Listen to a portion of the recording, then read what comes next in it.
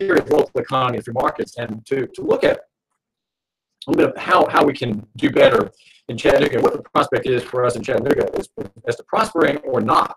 I want to ask Sam Spade what he thinks about some of the issues that we've mentioned. Now, we want to get past where we are today on the policing question. That the policing is part of the story, and I think well, let me just ask you, Sam, because if policing is going to get worse and more aggressive, then there's a dark part on the chart. And if policing is going to get softer and easier, well, there's the brighter thing. So let's just divide the page down the middle, okay? Sam, there's a line down the middle of our page. Just you, my listener, just keep that in mind. And on the left side, we have the negatives, okay? The negatives, the things that are bad, that are kind of against us. And I would put maybe policing in general on that side. And on the right side of the line, we have things that are in favor of the listener, in favor of prosperity and the future in how it counts. So let's just leave that policing. Let's just leave that in pencil, and just not even put it on just yet until we get to it. That's good, because I disagree with you in terms of it being on the dark side. I think Chattanooga policing is actually doing a good job in a very difficult environment. I think the problems that beset the Chattanooga Police Department have to do with many factors outside their control, including an excess of regulations and laws they have to enforce. It's very hard to do your job when you're so overwhelmed with the issues and not sure which one you need to be paying attention to. Right. The arrest procedures document is 12 pages. I mean, it's 12 pages of single-space type. That's a lot. That's a lot of control on you, the officer, who dealing with that encounter with the member of the public you're going to take in. Right. I mean, that's a lot to honor. Right. A lot to obey. So I believe personally that the Chattanooga Police Department is doing a very good job, given the difficult situation they're having to. Well, and I would say yes. And again, the police department serves Mayor Andy Burke. So what's said favorable to it is favorable to him, and that's just the way it is. And so it is the political department. It is part of the executive branch, and Chattanooga is blessed in many ways. We have marked blessings in Chattanooga, and the fact that we don't have an extraordinarily abusive police department is in favor of it. I would say that reflects God's grace on Chattanooga, Sam. All right, so we don't have anything on this chart yet. We have the negatives on the left and the positives on the right. Where do you want to start? What's first on the? How should we fill out this chart on the future of Chattanooga? Sam Spade. Well, I think one of the major problems that Chattanooga struggles with is that there is a significant underclass that's isolated in certain parts of the city. Most of this underclass happen to be black. I don't feel that it's really a racial intent on the part of the rest of Chattanooga. I detect personally very little in the way of overt racism. But I have to ask myself, why does this underclass exist if it's not racism? What reason forces people into the dot ghetto, and why can't they get out?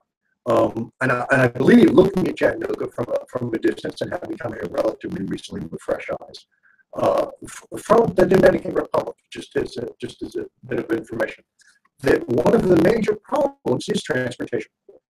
If you live in those areas, you don't have a way to get around. You don't have a way easily to get to work. You can't apply to jobs all over the city.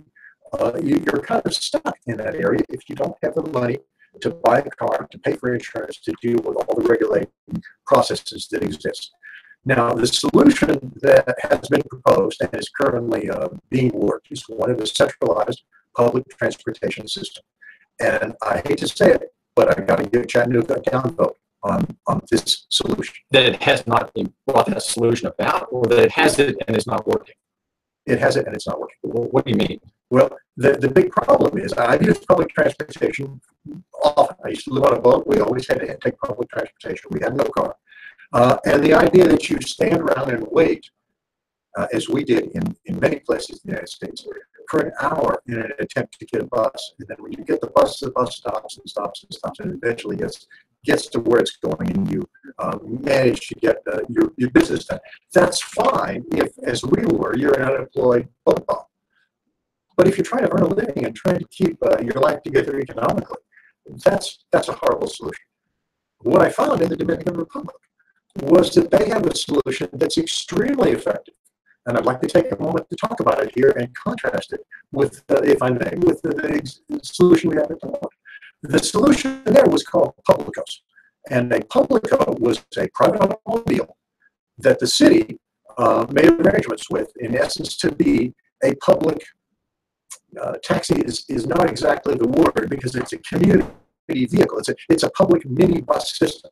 And the way that the system worked is, if you wanted to be involved in the Publico system and you owned a vehicle, you went to the office in the city that was the Publico office.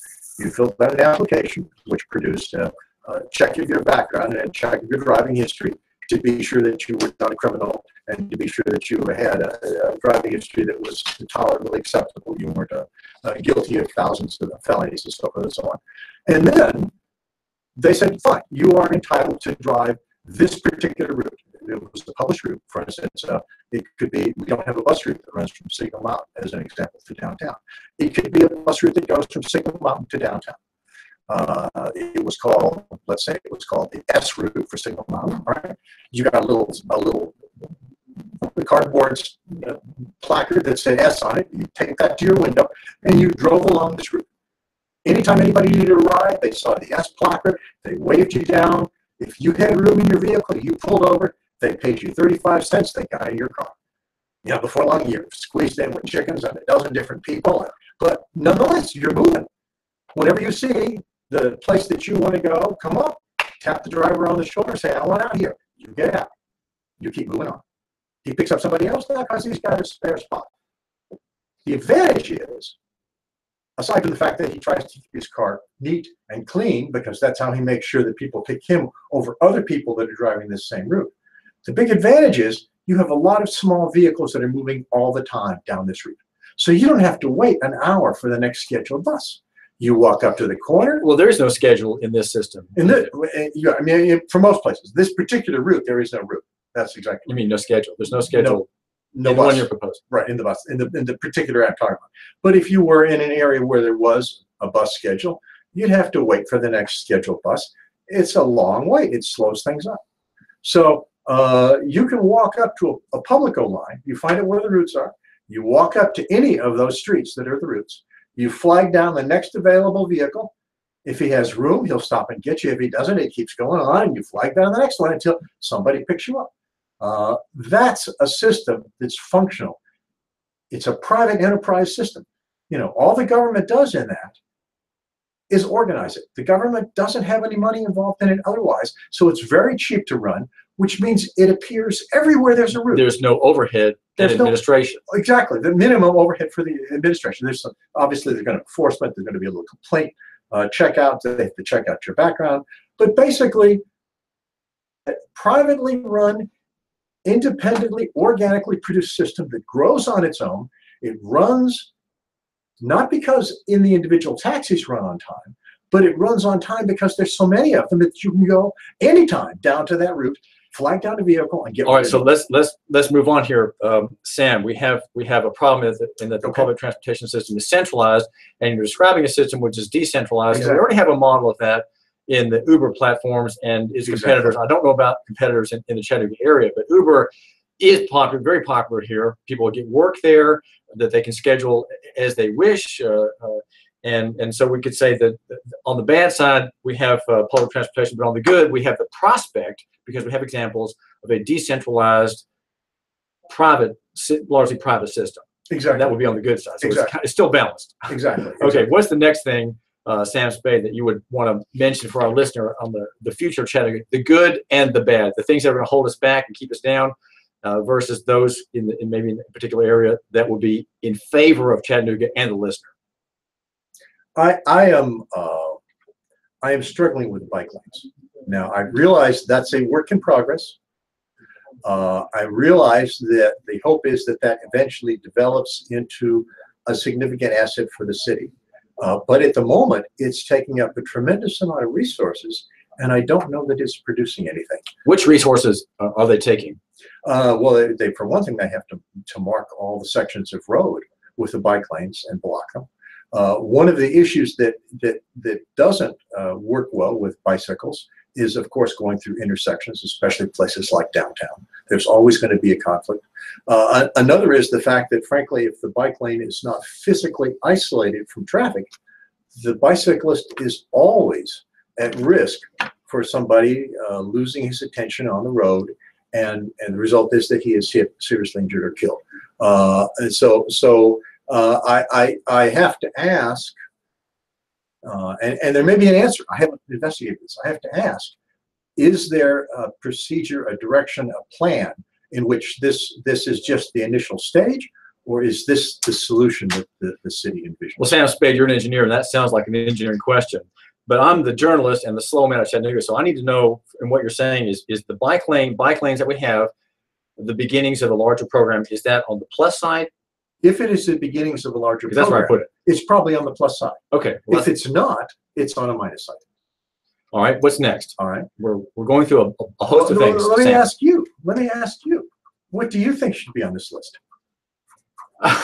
This is my show. Well, I know, but you need an input. You've been I've been in this city for far longer than I have. I have. Grown and yes, changed. I have. And that's another question that I think you should address for us. Well, bike lanes, I would say, I like the fact that we have that the downtown, there is this separate lane for bikes. When I go down on sales calls or an interview, I don't see a lot of bike traffic.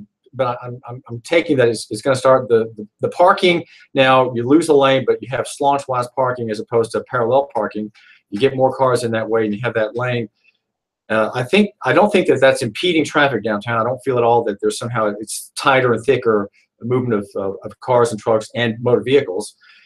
So I would say that it does not seem to be impeding traffic. I'm reading a book about Manhattan. It's called I think it's called The Battle of Gotham. It's written by a reporter who knew Jane Jacobs. And so the argument in the book, the conflict is between Jane Jacobs, the conservative free market analysis of city growth, versus Robert Moses, the big city planner in the 30s, 40s, and 50s. And he was wanting to have massive highways coming into New York. He was finally defeated. It was found because highways they detract from city life. Highways and traffic, making things convenient for the car, detract and ruin city life and ruin whole neighborhoods. And his top-down form of planning finally was defeated.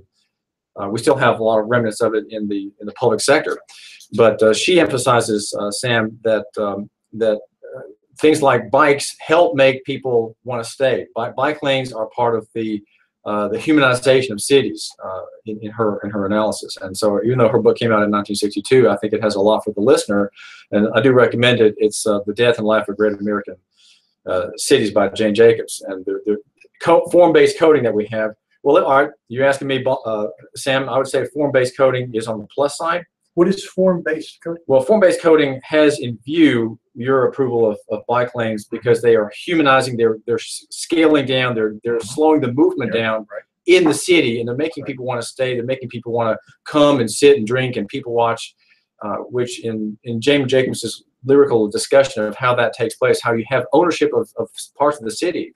That happens only when people live there, and the city, that part of the city, belongs to them. There's a sense of ownership and proprietorship of that area where people live and have their businesses and do their shopping and do all their socializing.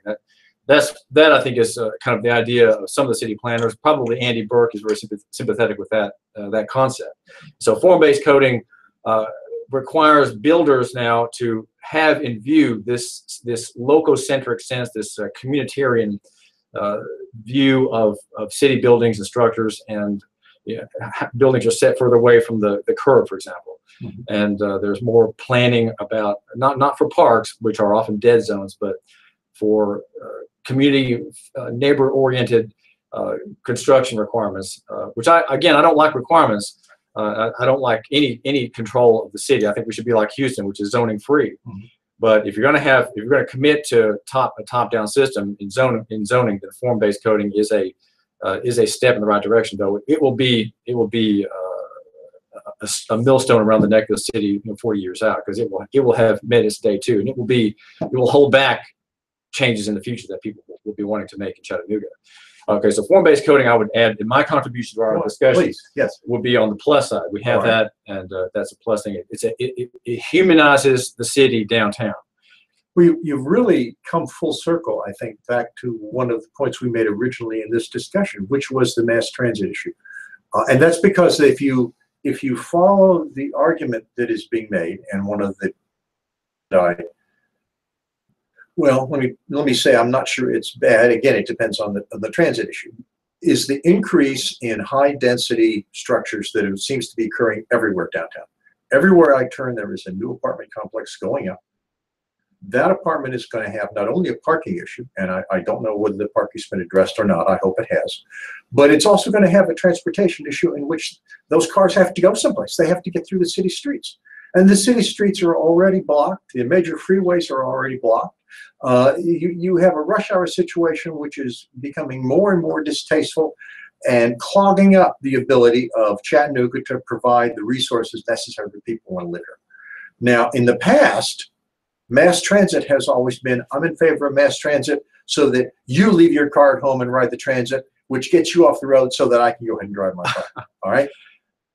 That's, BMW. That's right. And the problem is that present mass transit it is conceived, which is lots of big buses traveling fixed routes, wide apart in terms of time intervals. It's never going to satisfy that requirement. It's always going to be a failure. We're talking with Sam Spade about Chattanooga's future, and we have a chart, you my listener, and the chart looks like this. There's a line down the middle of the page, and on the right side there's the good, on the left there's the bad, and right now we've got some Sam, we've got some serious lists on the good side. The Uber development, bike lanes, form-based coding was my contribution, and we're going to look at some other things. What about in the educational sector? What the training of children to be knowledgeable of ideas, concepts, the arts, to find their own genius through educational systems or through families. Any thoughts about that? Your children grown? Grown. They went to a public school system, which was reputed to be an excellent public school system in Georgia. In fact, I found it to be woefully poor and an embarrassment. And I have to question always why. Since I moved to Chattanooga, I had a chance to rub up against the home school system method of teaching children. I have to say that I have been very impressed. I have not actually done any of the courses, but I have seen a number of students that grew up in the homeschooling system. And well, it's not a system, Sam. It's a system. That's not really a culture, maybe. I don't know that I agree with you because it depends on your definition of the word system. A system doesn't mean that it's a top-down organization. By system, I mean that it is a group of people that have gotten together, organized this homeschooling system. I'm very impressed. That's something that I think needs to be discussed in Chattanooga on a broader scale. Okay, so you would say that to make the scale balance, we say bad, we would have a centralized education system. Is that? I think the centralized education system right now is a disadvantage. My hope is that Chattanooga and cities like it are going to more and more start to explore how to make their education systems more decentralized. This is David Tulis. We're talking with Sam Spade about Chattanooga and its future. We're arguing for loving your neighbor and buying local. This is David Tulis, brought to you by Nooganomics.com. That's Nooganomics.com. The Tennessee Valley's news talk leader, Nooga Radio. Well, thank you. We're just getting started.